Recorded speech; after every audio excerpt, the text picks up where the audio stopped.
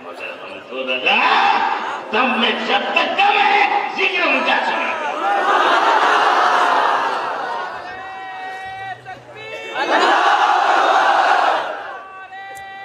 इसीलिए तो फरमाया आज ले उनकी पनाह,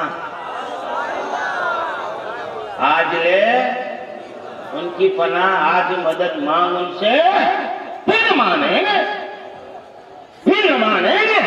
कयामत में अगर मान गया, कयामत में तो तेरा बाप भी मानेगा। 24 के तो मानुष मानुष नबी ने आपको किया से मानुष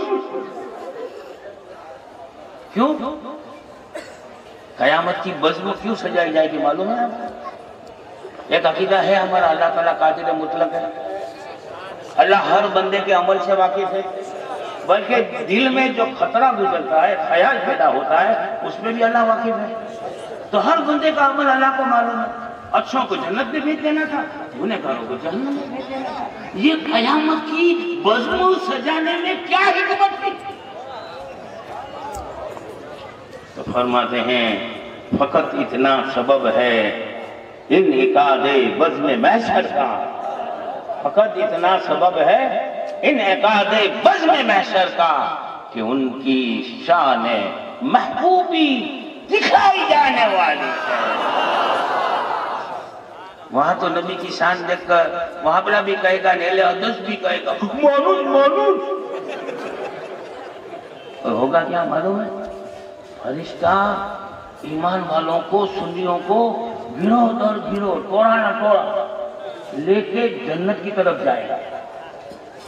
ये अहले हदस भी पूछेगा, अभी तो हमें मालूम है जन्नत में जाएगा। फरिश्ता देख जाएगा चंबूरिया का फरिश्ता क्या कहेगा मालूम है? आला हज़रत का शेर है मौलाना। फरिश्ता क्या कहेगा मालूम है? तुझसे और जन्नत से क्या मतलब? तुझसे और जन्नत से क्या मतलब? तुझसे और जन्नत से क्या मतलब? वहां भी दूर हो, हम रसूलुल्लाह है।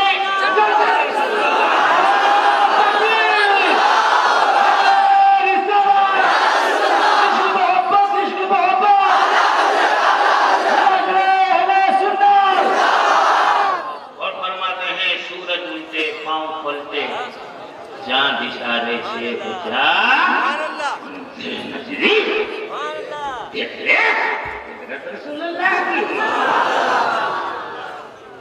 इसीलिए तो इनको आगाह किया, लिख देते हैं कलम को कि दिल के रजा है खुंजले खुफार बर्बाद। आगा से कह दो है शर करें, और अगर शर करेंगे तो क्या अंजाम होगा मालूम है? वो अल्लाह के नेज़े की मार है, ये अदू के सीने में वार है, किसी चार चुरी का वार है, दीवार वार से क्यों वार है? इसलिए वार है कि मुल्के सुखन की शाही, मुल्के सुखन की शाही तुमको रज़ा मुसल्लम जिस्म दे गए हो।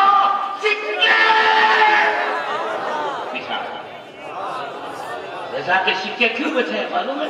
खुद फरमाते हैं कैसे आकाओं का बंदा हूँ रजा, कैसे आकाओं का बंदा हूँ रजा, बोल पाले मेरी सरकार। खैर ये चलना शाह बतौर तबरुक आकाए नेमत ताजदार अहले सुन्नत शहजादे आला हजरत मुर्शिद इजाजत सैयदी व सनदी वो मुर्शिदी व मावाई व मलजाई व ज़ुखरी की दुनिया व आखिरा सरकार मुफ्ती आज़म हिंद रज़ी अल्लाह ताला अन्हु के फैज़ से तिलावत किए, और इसके पढ़ने के बाद ही पीरो मुर्शिद से हॉटलाइन कनेक्टेड होती है, और फिर मेरा पीर जो चाहेगा अपने इस मुरीद से बुलवा देगा। खैर अभी कई अशार की तशरीह करने की फरमाइश आई है आला हज़रत की, लेकिन मैं एक शेर बहुत मुख्तसर तशरीह कर दूंगा। फिर आज मैं 3 अटैची गरम मसाले की, मैं 2 पेटी गरम मसाले की और 1 पेटी ईमान की दौलत बता या कंजुल ईमान शरीफ, तफसीर कबीर इमाम फखरुद्दीन राज़ी की और दूसरी तफसीर की किताबें लाया हूँ, ताकि ये लोग बात बात में बोलते हैं कुरान में कौन, हदीस में कौन, और हम सीना ठोक के कहेंगे हमारे पास जो कुरान और हदीस की दलील है हमारे पास नहीं। आला हज़रत का एक नात है, सरकार का कदम है तने सुल्तान जमन फूल, लब फूल, दहन फूल, लकन फूल, बदन फूल। उसमें एक शेर है कि दंदानो लबो जुल्फो रुखे शह के बिदाई, दंदानो लबो जुल्फो रुखे शह के बिदाई है दुर्र अदन लाल यमन मुश्क खुतन। बोलो सुभान अल्लाह। लेकिन एक बात पूछो, शेर किसी के भी समझ में नहीं आया? यही तो आला हज़रत के इश्क की सदाकत की अलामत है कि आला हज़रत के शेर में इसके रसूल की वो चाशनी होती है कि बज़ाहिर शेर का मतलब न मालूम होते हुए भी सुनने वाला इसके रसूल के कैफ में सुभान अल्लाह सुभान अल्लाह। अब सुनो, हमारे मुजद्दिद इमाम अहले सुन्नत कि हमें फख्र क्यों है मालूम है? 1000 खूबियां थी, लेकिन एक खूबी वो थी जो तमाम खूबियों के भारी थी, और वो खूबी है सच्चे आशिक रसूल थी। लेकिन इसके अलावा 215 उलूम व फ़नून में आला हज़रत माहिर है। कितने? हाँ, हमारे कुछ मुकर्रिर कहते हैं मेरे रजा अच्छे प्यारे रजा 55 उलूम में। कितने उलूम में? 55 में नहीं, 215 उलूम व फ़नून में माहिर थे। और इंशाल्लाह एक किताब मेरी करीब आने वाली है जिसमें हमने दावे के साथ साबित कर दिया है कि आला हज़रत 215 उलूम व फ़नून में माहिर थे। और एक खुशखबरी भी आपको सुना दूं कि ऑक्सफोर्ड यूनिवर्सिटी ने गुज़िश्ता सदी का मुस्लिम साइंटिस्ट आला हज़रत को डिक्लेयर कर दिया।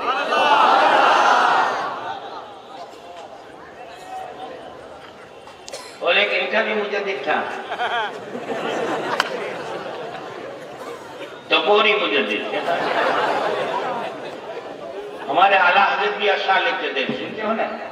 अभी जो मैं थोड़ी देर पहले आजाना से अशार पढ़ रहा था, हर आदमी चूम रहा था। तो इनका टपोरी मुजद्दिद है ना, वो भी शायद लिखता था। अशरफ अली थानवी का शेर सुनो। अशरफ अली थानवी का शेर इसमें लिखा हुआ है लिफादातुल यमुना में कि सुनो दोस्तों आज अजब हुआ माजरा, सुनो दोस्तों आज अजब हुआ माजरा, खाया मांडवा हवा बाजरा। ये इनका टपोरी मुजद्दिद था। तो कैसा मुजद्दिद था मालूम है? खुद लिखता है कि मेरी लिखी हुई इबारत खुद मेरी समझ में नहीं आती। तेरे सदके जहां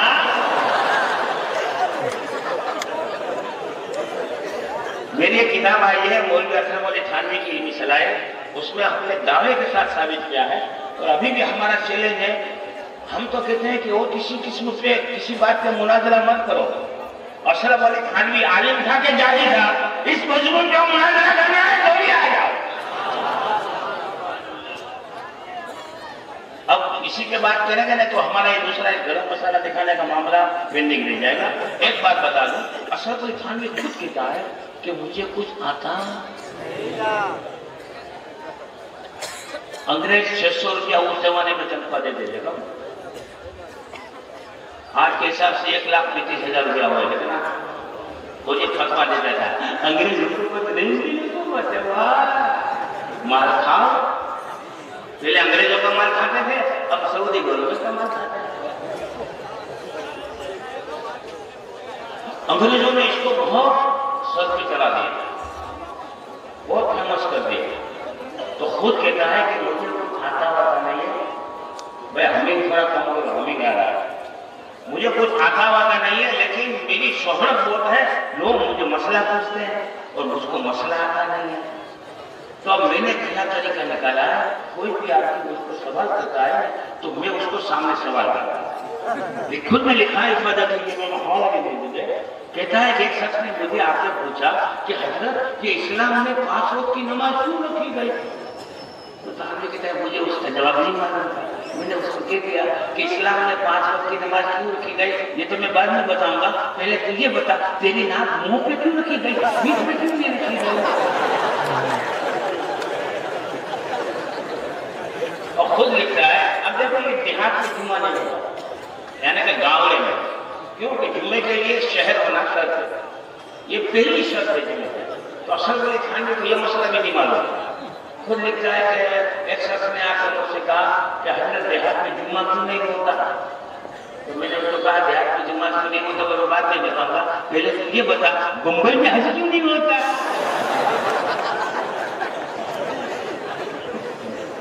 ऐसा मस्करा था, लेकिन हमारे इमाम अहमद रजा, आप उठाकर देखो बड़ा लिखा तबका मौजूद है। आपने बड़ा साइंटिस्ट केपलर का नाम सुना होगा, कोपरनिकस का नाम सुना होगा, वो इमाम अहमद रजा के सामने एक तालिब इल्म मालूम होता है। गैलीलियो का आपने नाम सुना होगा, न्यूटन का नाम सुना होगा, अल्बर्ट आइंस्टाइन का नाम सुना होगा, वो इमाम अहमद रजा के सामने तड़पता हुआ नजर आ रहा है। आपने नील बोर का नाम सुना होगा, रोदरफुर्ड का नाम सुना था, जो बड़ा साइंटिस्ट है, ऐसा लगता है आला हजरत का शागिर्द होने की भी सलाहियत है। ऐसा हमारा मुजद्दिद इमाम अहमद रजा। और एक इनका तबोरी खैर इसका तस्करा तो नहीं सुना, मैं ये शेर की तशरीह बहुत मुख्तसर करूंगा। आला हजरत के लिए हम दावे के साथ कहते हैं कि आला हजरत को जो 215 हुनर मालूम थे, उसमें आला हजरत को सोशियोलॉजी का भी इल्म था, जियोलॉजी का भी इल्म था, मिनरोलॉजी का भी इल्म था, फिजिक्स, केमिस्ट्री, ये सब उलूम ऐसा लगता है इमाम अहमद रजा के दर की लोंडी है। तो शेर में लिखते हैं दंदानो लगो जुल्फो रुखे शेख के फिदा। आला हज़रत कहते हैं ए मेरे आका के दांत के आशिक हो। कौन थे? हमें ओवैस करने थे, जंगे होद में शहीद हुआ दांत, अपने सब दांत शहीद कर दिए। दंदानो लगो ए मेरे आका के लब के आशिक हो, ये मेरे आका के चेहरे के आशिक है, ये मेरे आका की जुल्फ के आशिक है। एक दांत, लब, चेहरे और जुल्फ के आशिक हो। तुम जिस दांत के आशिक हो वो दांत क्या है मालूम? दुर्रे अदन है। दुर्र माने समझे? मोती, अदन का मोती है। अदन के माने जन्नत भी होते हैं। और एक बात हमेशा याद रखो, आला हज़रत रज़ी अल्लाह तआला ने जब भी अपने आका मौला सल्लल्लाहु अलैहि वसल्लम के जिस्म के किसी उज़्व को किसी चीज से जब तस्बीह दी है तो ऐसी चीज से तस्बीह दी है कि उससे अच्छी चीज हो ही नहीं। जन्नत के मोती से अच्छा मोती हो सकता है? और अगर दुनिया का मोती लो तो अदन के माने एडन, जहां का मोती भी बहुत चमकदार होता है। और उस मोती के लिए यह कहा जाता है कि अगर अंधेरे में उस मोती को रख दिया जाए तो उजाला हो जाए। तो आला हज़रत फरमाते हैं ए मेरे आका मौला सल्लल्लाहु अलैहि वसल्लम के मुबारक दांत के आशिक हो, तुम जिस दांत के आशिक हो वो दांत कोई मामूली दांत नहीं बल्कि दुर्रे अदन।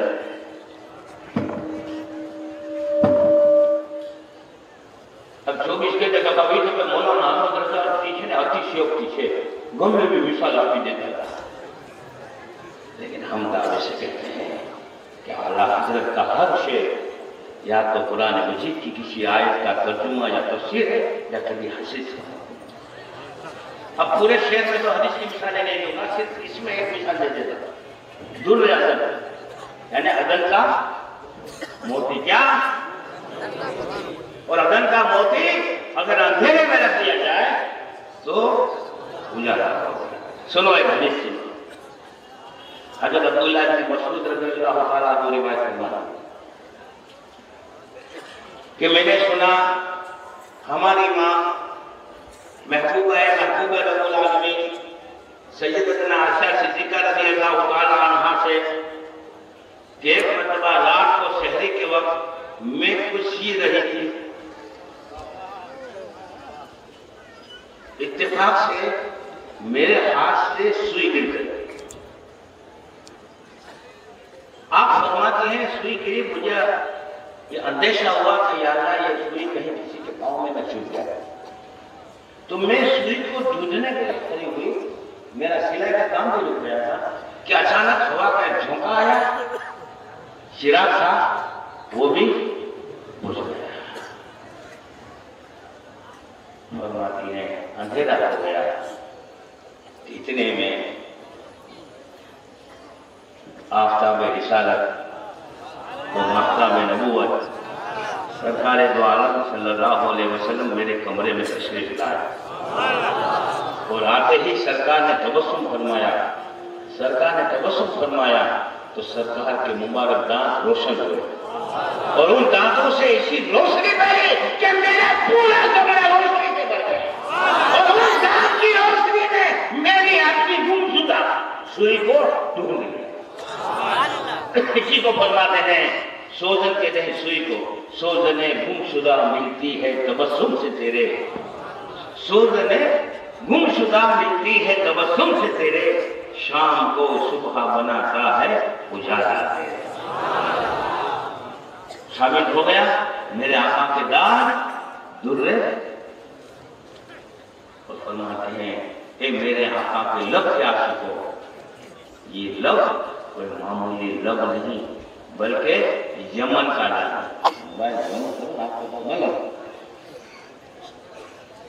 लाल समझे रूबी, जिसको गुजराती में माणिक कहा जाता है, लाल रंग का आता है। और अगर कोई जियोलॉजी या मिनरोलॉजी का माहिर है या कोई पत्थर का व्यापारी है तो उसे पूछोगे तो वो यही कहेगा कि यमन में माणिक है ये दुनिया में ऊंचा माणिक है। तो मेरे सरकार के जो होंठ है तो लाल यमन और मुश्किल कुतन फूल,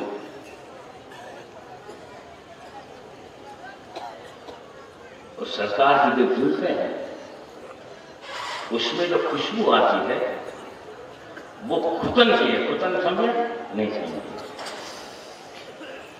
ये कस्तूरी आती है, मालूम है कस्तूरी आती है नहीं आती? कस्तूरी का पेड़ कहां होता है? देखा है कभी कस्तूरी का पेड़? नहीं देखा। कस्तूरी का पेड़ होता नहीं है। ये कस्तूरी जो हिरण होता है ना, हिरण उसकी नाक है गुजराती में ड्यूटी किए थे, वही कस्तूरी। तो जो हरण के शिकारी होते हैं, जब हरण का शिकार करते हैं तो पहले ही उसका नाका कब्जे करते हैं। क्यों? कि वो खुशबू होती है और इतनी बेहतरीन और कीमती खुशबू होती है कि वो शिकारी माला माल हो जाता है। अब दुनिया में मुश्क, जिसको मुश्क कहा जाता है, अब मुश्क का पेड़ नहीं होता, याद रखना 5 जगह की मशहूर है। कहां की? एक है तिब्बत, एक मुल्क है खता जो चीन में होता है, और जहां का एक मशहूर डाकू जाबिर बादशाह हो गया है चंगेज खान, वहां। और एक होती है मुश्क नेपाल की मशहूर, और एक मुश्क मशहूर होती है तुर्किस्तान में एक मकाम है जिसका नाम है खुतन। तो इन 500 जगह में से जो खुतन की मुश्क है वो सबसे बेहतरीन खुशबू होती है। तो आला हज़रत फरमाते हैं कि मेरे आका की जुल्फ की खुशबू के आशिकों, मेरे आका की जुल्फ में जो खुशबू आती है वो मुश्क खुतन है। हम नबी से बराबरी का दावा करने वाला अपने मन में समझ जाए और आप भी तजर्बा कर लो कि कभी बाजू में आके बैठ जाता है तो ऐसा लगता है कि भैंसा बाजू में आके बैठ गया है, बदबू मारता है कि